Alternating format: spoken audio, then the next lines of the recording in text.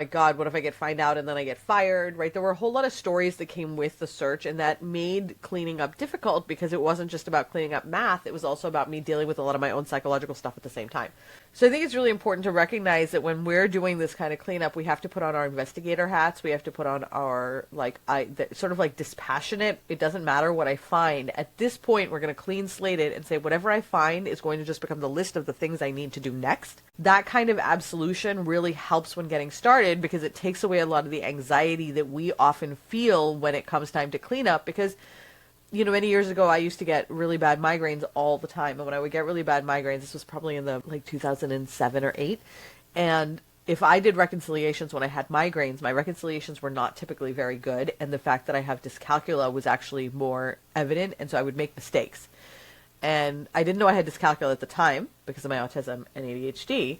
And when I go and find my mistakes, I felt horrible about it. And I was like, how did I let this happen? And it was really easy to take it all out of context. But it made it dreadful for me to even want to go and look into it because I would basically be knowing that I was going to uncover things that I'd have to fix and I'd feel really bad about it and so on. But these things happen. So we have to sort of get to the point where we recognize that being a research administrator, especially right now, means that you are juggling an enormous number of activities, all of them very high pressure, some of them very high deadline oriented, where sometimes things are going to fall through the cracks. And